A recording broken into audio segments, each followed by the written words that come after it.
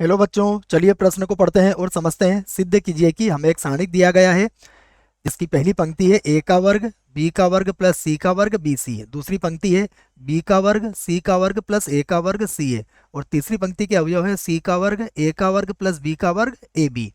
और इसके बराबर जो हमें लेके आना है वो है ए माइनस बी माइनस सी माइनस ए प्लस बी प्लस सी, और फिर दूसरे कोष्टक में ए का वर्ग प्लस बी का वर्ग प्लस सी का वर्ग। तो यह हमें यहाँ पर सिद्ध करना है।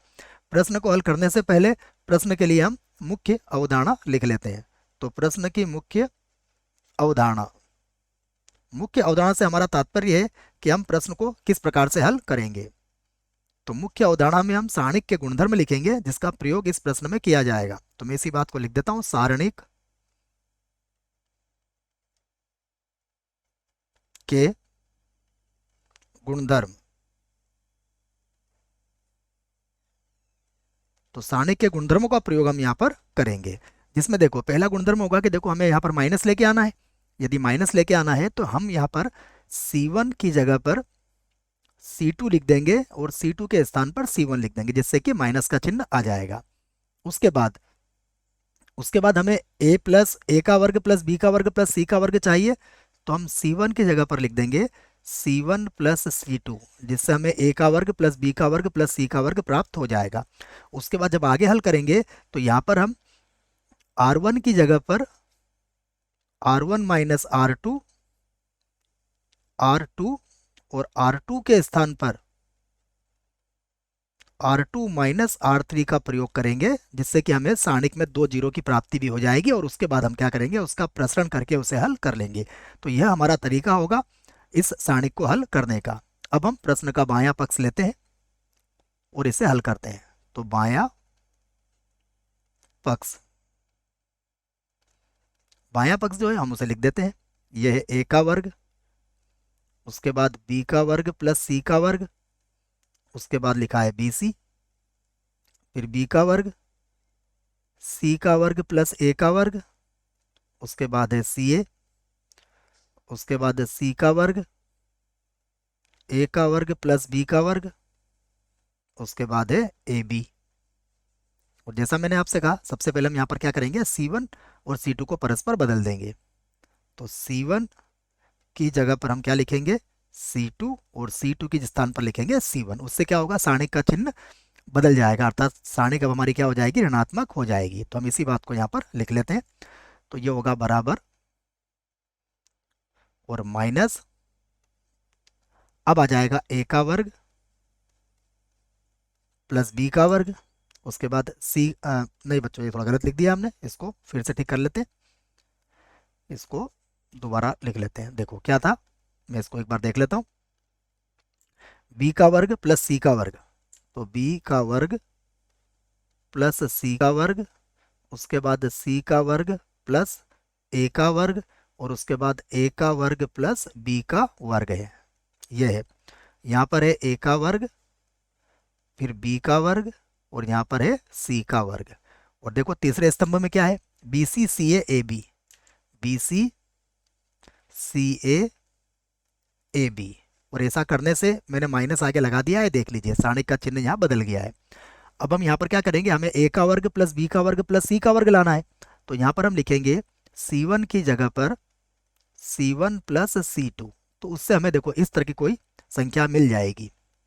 तो हम इसी बात को लिख लेते हैं, माइनस, अब यहाँ मिलेगा हमें ए का वर्ग प्लस बी का वर्ग और प्लस हो जाएगा सी का वर्ग। यहाँ पर भी हो जाएगा ए का वर्ग प्लस बी का वर्ग और प्लस सी का वर्ग। और यहाँ पर भी हो जाएगा ए का वर्ग प्लस बी का वर्ग और प्लस सी का वर्ग।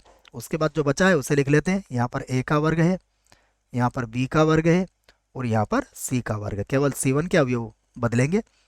उसके बाद बी सी सी ए और ए बी, ये तो वैसे ही लिख देंगे हम।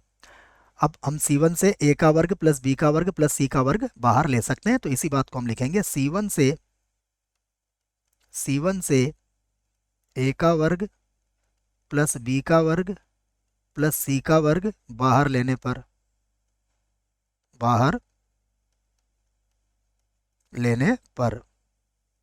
तो जैसे हम इसे बाहर लेंगे, देखिए अब क्या मिलेगा हमें। तो फिर से हम बराबर लगा देते हैं। और यहाँ पर लिख देते हैं माइनस, और अब आ जाएगा ए का वर्ग प्लस बी का वर्ग और प्लस सी का वर्ग। तो यहाँ पर मिलेगा 1, फिर ए का वर्ग, यहाँ पर होगा बी सी, फिर 1 बी का वर्ग और ये होगा सी ए। उसके बाद फिर से 1 मिलेगा सी का वर्ग और यहाँ पर होगा ए बी। अब देखिए 2 जीरो हम यहाँ पर ला सकते हैं यदि R1 माइनस R2 और R2 माइनस R3 कर दे, तो यही प्रक्रिया हम यहाँ पर लगाएंगे। मैं इस बात को भी लिख देता हूँ कि यहाँ पर हम क्या करेंगे, R1 की जगह पर लिखेंगे R1 माइनस R2 और R2 की जगह पर लिखेंगे R2 माइनस R3। और उससे देखिए बायां पक्ष हमारा क्या हो जाएगा, तो मैं यहाँ लिख देता हूँ बायां पक्ष, बायां पक्ष माइनस ए का वर्ग प्लस बी का वर्ग प्लस सी का वर्ग। और अब घटा लेते हैं, तो देखो एक में से एक घटेगा 0, फिर ए का वर्ग माइनस बी का वर्ग आ जाएगा, तो ये तो होगा 0, यहाँ पर होगा ए का वर्ग माइनस बी का वर्ग। और उसके बाद देखिए यहाँ होगा बी सी माइनस सी ए, यहाँ पर होगा बी सी और माइनस का सी ए। उसके बाद देखो फिर से 0 आ जाएगा। उसके बाद बी का वर्ग माइनस सी का वर्ग, बी का वर्ग माइनस सी का वर्ग। और उसके बाद C A minus A B, C A minus A B. फिर जो बचेगा यहाँ तो 1 होगा, यहाँ पर सी का वर्ग ए बी, सी का वर्ग और ये ए बी। इसे आगे हल कर लेते हैं, तो फिर से लिखेंगे हम माइनस ए का वर्ग प्लस बी का वर्ग प्लस सी का वर्ग। और वैसे देखो ये तो 0 था, इसको हम लिख लेंगे a माइनस बी और ये बन जाएगा a प्लस बी। यहाँ से हम c को कॉमन ले लेंगे, है ना, माइनस सी को हम यहाँ से कॉमन ले लेंगे जिससे कि हमें a माइनस बी ही मिल जाए, a माइनस बी मिल जाएगा। उसके बाद 0, इसे लिखेंगे b माइनस सी और ये हो जाएगा b प्लस सी। उसके बाद यहाँ से भी हम माइनस का a कॉमन ले लेंगे जिससे हमें सीधे ही b माइनस सी मिल जाए। उसके बाद 1 सी का वर्ग और यहाँ पर है ए बी। अब यहाँ पर देखिए हम ये कह सकते हैं कि R1 और R2 से a माइनस बी और b माइनस सी को बाहर लिया जा सकता है। तो मैं इसी बात को यहाँ लिख देता हूँ कि R1 से a माइनस बी तथा R2 से b माइनस सी बाहर लेने पर, बाहर लेने पर अब जो मिलेगा उसे लिख देते हैं हम।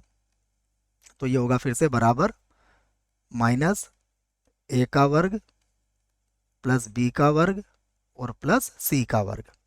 उसके बाद होगा a माइनस बी और यहाँ पर b माइनस सी।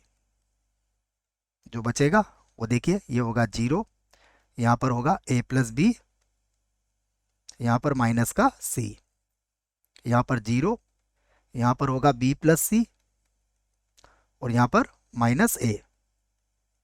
उसके बाद 1 c का वर्ग और उसके बाद ए बी। अब हम इसका C1 से प्रसरण कर देते हैं, तो इसी बात को यहाँ पर लिख देते हैं हम C1 से प्रसरण करने पर। मैं लिख देता हूँ इस बात को C1 से प्रसरण, क्योंकि C1 में 2 जीरो है, प्रसरण करने पर, तो C1 से इसका प्रसरण करेंगे तो देखें अब क्या मिलेगा हमें, बराबर जो है उसे हम लिख लेते हैं माइनस ए का वर्ग प्लस बी का वर्ग प्लस सी का वर्ग। उसके बाद a माइनस बी था और b माइनस सी है, b माइनस सी है। उसके बाद जब हम इसका प्रसरण करेंगे तो प्रसरण करने में देखो 2 जीरो तो हमारे पास है, तो 2 जीरो तो एक प्लस का 0 होगा, एक माइनस का 0 होगा और फिर प्लस का 1। अब इसकी सीध की पंक्ति और स्तंभ को हटा लेंगे, तो सबसे पहले गुणा करेंगे हम माइनस ए से, तो माइनस ए का वर्ग और माइनस ए बी हो जाएगा। ये माइनस ए का वर्ग माइनस ए बी, यहाँ लिख देता हूँ मैं माइनस ए का वर्ग और माइनस का ए बी होगा। उसके बाद इधर गुणा करेंगे तो माइनस प्लस सी तो प्लस सी बन जाएगा, तो ये होगा प्लस का बी सी और प्लस का सी का वर्ग, तो बी सी और सी का वर्ग लिख देंगे हम। तो यहाँ होगा प्लस का बी सी और प्लस हो जाएगा सी का वर्ग। फिर से लिख लेते हैं इसे। तो ये होगा माइनस ए का वर्ग प्लस बी का वर्ग प्लस सी का वर्ग। यहाँ पर है ए माइनस बी और यहाँ पर है बी माइनस सी। और अब हम इसके गुणनखंड कर लेंगे। देखो सी का वर्ग माइनस ए का वर्ग, तो सी का वर्ग माइनस ए का वर्ग क्या होगा, सी माइनस ए और सी प्लस ए बन जाएगा। उसके बाद देखो ये बी सी है और ये हमारा बी ए है, तो यहाँ से हम बी को कॉमन ले लेंगे। तो जैसे बी को कॉमन लेंगे हमारे पास क्या मिलेगा, सी माइनस ए मिल जाएगा। अब सी माइनस ए को भी यहाँ से हम कॉमन ले लेते हैं। तो माइनस यहाँ पर होगा ए का वर्ग प्लस बी का वर्ग प्लस सी का वर्ग। यहाँ पर ए माइनस बी है, उसके बाद बी माइनस सी भी है, और देखो सी माइनस ए को भी हमने कॉमन ले लिया, तो सी माइनस ए भी है। अब हमारे पास कोष्टक में क्या बचेगा, सी प्लस ए प्लस बी। तो सी प्लस ए प्लस बी को क्या लिखेंगे, ए प्लस बी प्लस सी। और ये हमारा क्या है, ये हमारा दायां पक्ष है। तो इसको लिख लेते हैं हम कि यह क्या है, दायां पक्ष। और यही हमें सिद्ध करना था, यहाँ पर लिख देते हैं सिद्ध हुआ। ये सिद्ध की मात्रा मैं एक बार और लिख देता हूँ बच्चों, हो सकता है समझ में नहीं आए आपको। मैं इसको एक बार और ही लिख देता हूँ, ठीक है, जिससे कि आपको अच्छे से ये बात समझ में आ जाए। सिद्ध हुआ, सिद्ध हुआ। आशा करता हूँ आपको इस प्रश्न का उत्तर समझ में आया होगा। धन्यवाद।